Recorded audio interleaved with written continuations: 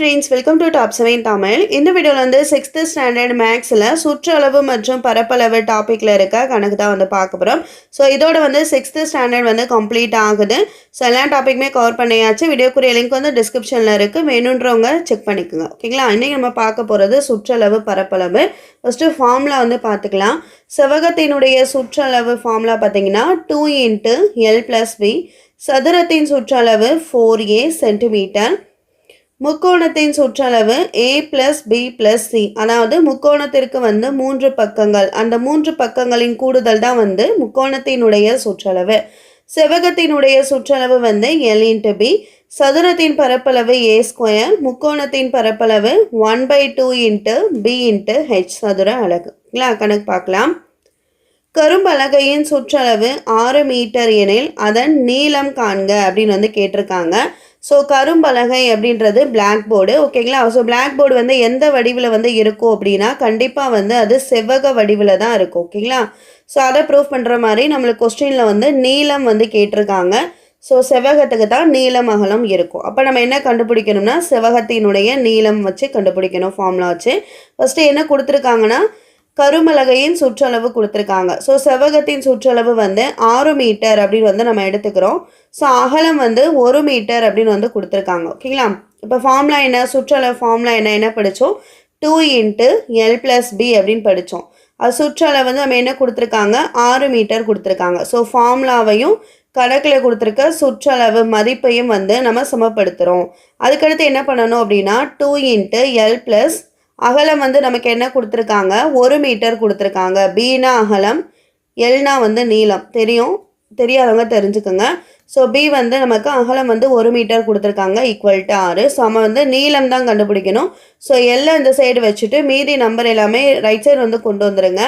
6 minus இந்த +1 -1 மாறிடும். இங்கே மல்டிப்பிளில் இருக்கிற 2 கீழே வந்து டிவைடாக மாறிடும். அவ்வளோதான். சுருக்கி போட்டிங்கன்னா உங்களுக்கு ஆன்சர் வந்து என்ன வந்துடும், நீளம் வந்து 2 மீட்டர் வந்துடும். ஓகேங்களா?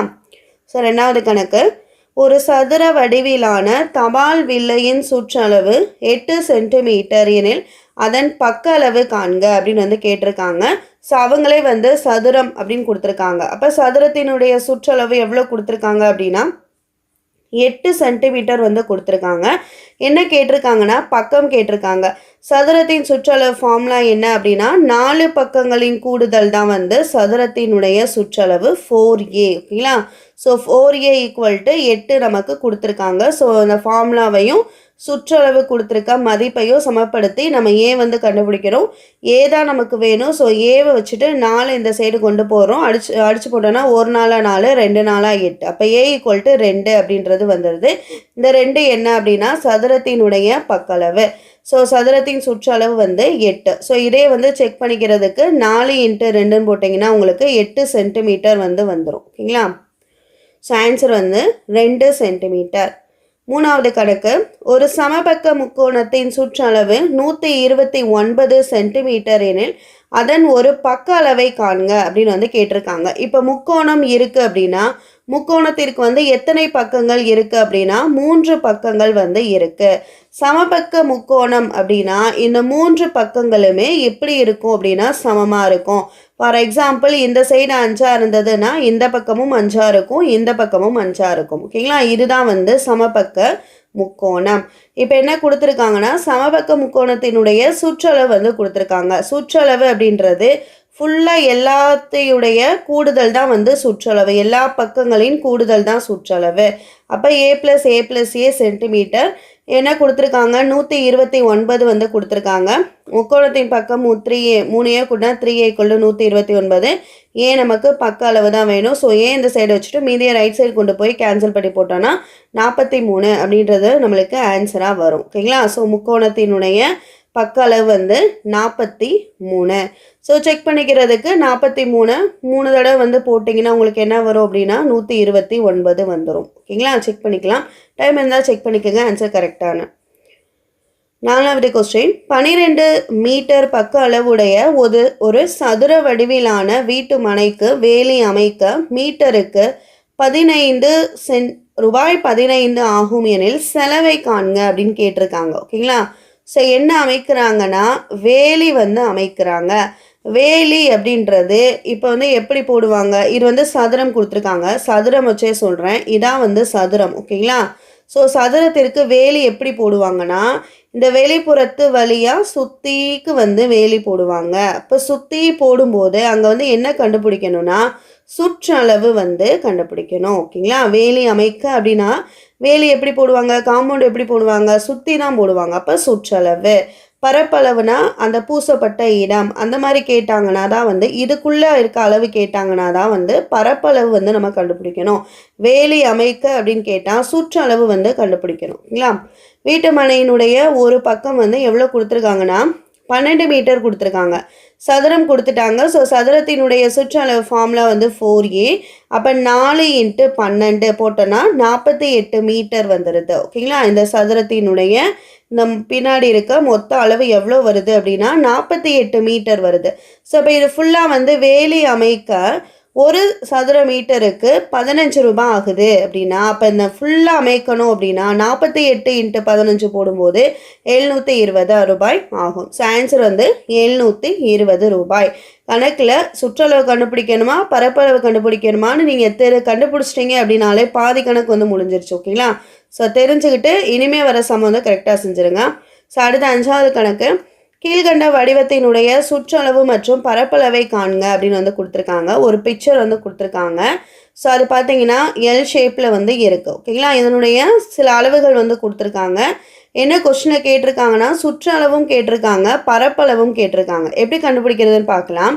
சுற்றளவு அப்படின்றது நான் என்ன சொன்னேன், சுற்றி இருக்க எல்லா அளவுகளும் சேர்ந்து தான் வந்து சுற்றளவு.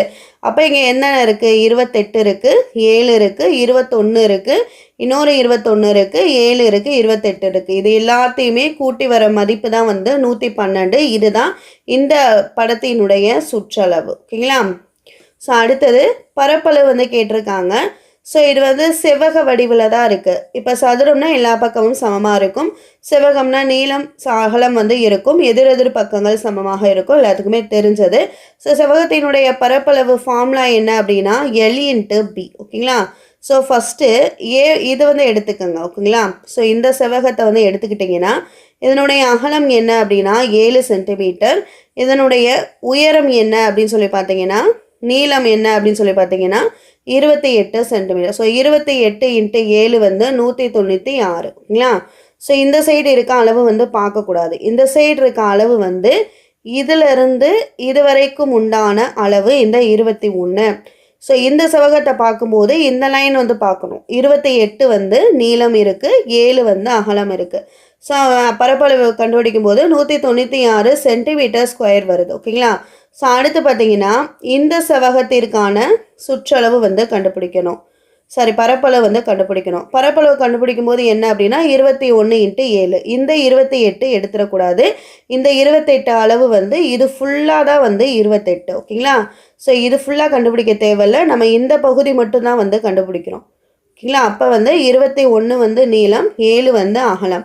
ஸோ அதை வச்சு எல் × பி போட்டிங்கன்னா பரப்பளவு வந்து உங்களுக்கு 147 சென்டிமீட்டர் ஸ்கொயர் வந்து வந்துடும். ஓகேங்களா? ஸோ இப்போ இதை என்ன கேட்டிருக்காங்கன்னா ஃபுல்லாக வந்து கேட்டிருக்காங்க. அப்போ என்ன பண்ணணும் அப்படின்னா எல்லாத்தையுமே வந்து கூட்டிடணும், 2 பரப்பளவுமே வந்து கூட்டிடணும். கூட்டி போட்டிங்கன்னா உங்களுக்கு மொத்தம் என்ன வருது அப்படின்னா 343 சென்டிமீட்டர் ஸ்கொயர் வருது. இதுதான் இந்த கணக்குக்குரிய ஆன்சர். ஓகேங்களா? ஸோ பரப்பளவு சுற்றளவுன்றது நம்ம தனித்தனியாக கண்டுபிடிச்சாச்சு. பரப்பளவு கண்டுபிடிக்கும் போது இந்த நான் கோடு போட்டிருக்க எல்லாமே அதனுள்ளே இருக்க பரப்பளவு. அதனால நம்ம 2 செவ்வகத்துக்கு தனித்தனியாக பரப்பளவு கண்டுபிடிச்சி பரப்பளவை மட்டும் வந்து நம்ம கூட்டி 343 அப்படின்னு வந்து போடுறோம். சுற்றளவு வந்து வெளி அளவுகள் தனியாக கூட்டி சுற்றளவு வந்து நம்ம தனியாக போட்டோம். சுற்றளவு 112 சென்டிமீட்டர், மொத்த பரப்பளவு 343 சென்டிமீட்டர் ஸ்கொயர். ஓகேங்களா? 6வது கணக்கு பார்க்கலாம். 15 சென்டிமீட்டர் பக்க அளவுடைய 4 தரை விரிப்புகள் இணைக்கப்பட்டு ஒரு செவ்வக விரிப்போ அல்லது ஒரு சதுர விரிப்போ உருவாக்கலாம் எனில் எந்த தரை விரிப்பு அதிகமான பரப்பளவு மற்றும் நீண்ட சுற்றளவை பெற்றிருக்கும் அப்படின்னு கேட்டிருக்காங்க. தரை விரிப்பினா வந்து மேட்டு ஒரு குறிப்பிட்ட அளவு வந்து கொடுத்துருக்காங்க 15 சென்டிமீட்டர் அப்படின்னு. ஓகேங்களா? இதை வந்து செவ்வக விரிப்பாகவும் வச்சுக்கலாம், சதுர விரிப்பாகவும் வச்சுக்கலாம். இப்போ செவ்வக விரிப்பாக வச்சுக்கிட்டீங்க அப்படின்னா ஸோ இப்போ வந்து 4 அவங்களே கொடுத்துருக்காங்க. ஸோ செவ்வக விரிப்பாக வைக்கும்போது ஸோ 4 மேட் வந்து நம்ம தனித்தனியாக வந்து போடுறோம். இந்த 4னுடைய அளவு வந்து எவ்வளவா இருக்கும்? பக்களவு 15 இருக்கும். அப்போ 15 15 15 15 போட்டிங்கன்னா அப்போ சுற்றளவு வந்து உங்களுக்கு என்ன வந்துடும் அப்படின்னு பார்த்தீங்கன்னா அதாவது நீளம் வந்து என்ன வந்துடும் அப்படின்னு பார்த்தீங்கன்னா 15 + 15 + 15 இந்த 4 15 கூட்டினீங்கன்னா உங்களுக்கு 60 வந்துடும். அதுதான் வந்து L = 60 வரும். B என்னவா வரும் அப்படின்னா இந்த அகலம் வந்து என்ன 15, B வந்து 15 வந்துடும். ஸோ அதை போட்டு சுற்றளவு ஃபார்முலா செவ்வகத்தின் சுற்றளவு formula 2 × L + B. So 2 × L வந்து 60. இந்த 60 எப்படி வந்துச்சுன்னு சொல்கிறேன். இந்த 4 15ஐயும் கூட்டி 60 வருது. 1 2 3 4 4 தரை விரிப்புகளாக நம்ம போட சொல்லியிருக்காங்க. அதனால் செவ்வகத்தில் 4 தரை விரிப்புகளாக வந்து போடுறோம். அதனால் அதனுடைய பக்க அளவை எல்லாமே 4 பக்க அளவையும் கூட்டி 60ன்னு போட்டுக்கிறோம். ஓகேங்களா? நீளமா அடுத்தது பார்த்தீங்கன்னா அகலம் வந்து 15. அப்போ செவ்வகத்தினுடைய சுற்றளவு என்ன வந்துடுது அப்படின்னா 150 சென்டிமீட்டர் வருது. செவ்வகத்தினுடைய பரப்பளவு ஃபார்முலா L × B. ஓகேங்களா? ஸோ L வந்து 60, B வந்து 15, ரெண்டையும் பெருக்கிறீங்கன்னா வந்து 900 சென்டிமீட்டர் ஸ்கொயர் வருது. இது வந்து செவ்வகத்துக்கு. இன்னொன்று வந்து சதுர விரிப்புன்னு கொடுத்துருக்காங்க. ஸோ சதுர விரிப்பு 4 பாருங்கள், 1 2 3 4 ஸோ அடுத்தது பார்த்தீங்கன்னா சதுரத்தினுடைய மேட் வந்து போட்டிருக்காங்க, சதுர வடிவில் வந்து போட்டிருக்காங்க. ஸோ அதனுடைய அளவுகள் வந்து பார்க்கலாம். அதே 4 மேட் வந்து போட்டிருக்காங்க, 1 2 3 4 வந்து போட்டிருக்காங்க. ஸோ போட்டுட்டு இதனுடைய பக்க அளவுகள் பார்த்தீங்கன்னா சேம் அதே தான், 15 தான். ஓகேங்களா? இப்போ சதுரமாக அந்த சைடு எடுத்துக்கிட்டிங்கன்னா இதனுடைய மொத்த பக்களவு இங்கே பார்த்தீங்கன்னா 2 மேட் இருக்குது. ஸோ இந்த மேட்டோட பக்களவு 15, இந்த மேட்டோட பக்களவு 15. அதே மாதிரி இது ரெண்டும் 15 15, இது ரெண்டும் 15 15, இந்த மாதிரி நம்ம போட்டுக்கலாம். ஓகேங்களா? இப்போ சதுரத்தினுடைய சுற்றளவு ஃபார்முலா என்ன அப்படின்னா 4A. 4 × 30. இந்த 30 எப்படி வந்துச்சுன்னா இந்த ரெண்டையும் கூட்டி போடுறோம். ஓகேங்களா? இது ரெண்டுமே பாருங்கள் எல்லா சைடுமே 30 30 வரும்.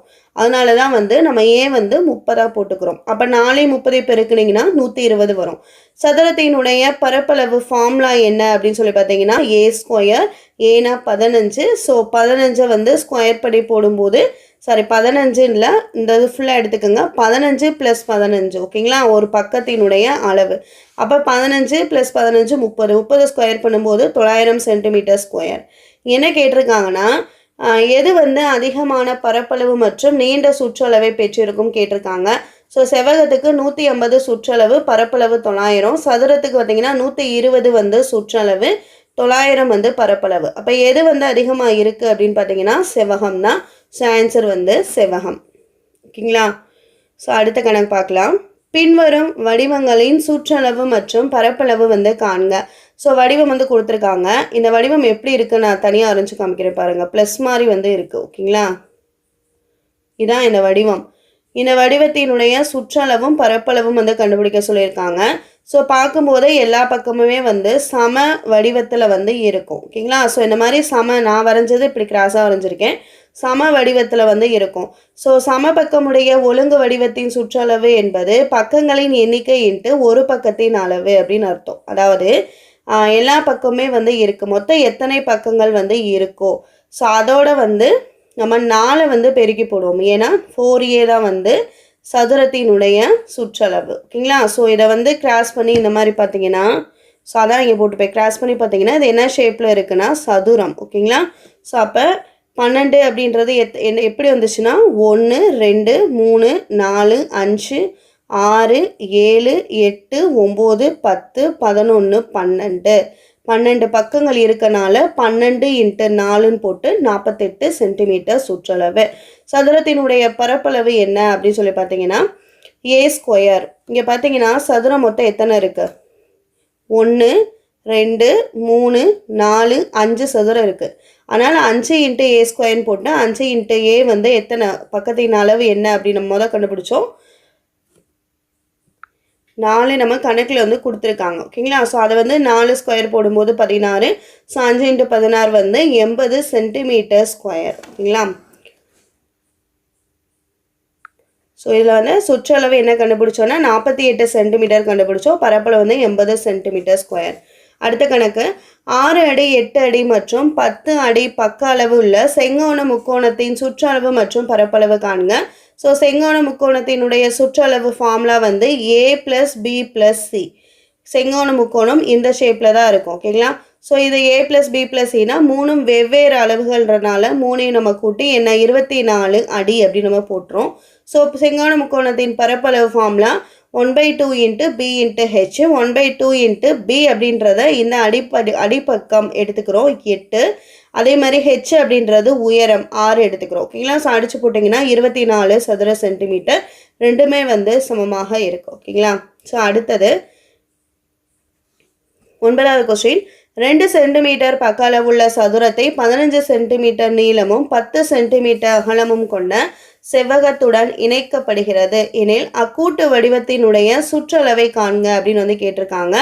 2 சென்டிமீட்டர் பக்க அளவுள்ள சதுரம். ஓகேங்களா? ஸோ அந்த சதுரத்தினுடைய பக்களவு என்ன அப்படின்னா 2 சென்டிமீட்டர். இது 15 சென்டிமீட்டர் நீளமும் 10 சென்டிமீட்டர் அகலமும் கொண்ட செவ்வகத்துடன் வந்து இணைக்கப்பட்டுள்ளது. அப்போ அக்கூட்டு வடிவத்தினுடைய சுற்றளவை காண்க அப்படின்னு வந்து கேட்டிருக்காங்க. ஓகேங்களா? ஸோ இப்போ கூட்டு வடிவத்தினுடைய சுற்றளவு அப்படின்னா வெளியில் இருக்க எல்லா அளவுகளையுமே நம்ம கூட்டிடணும். ஸோ இங்கே அளவுகள் வந்து பாருங்கள் கொடுத்துருக்காங்க.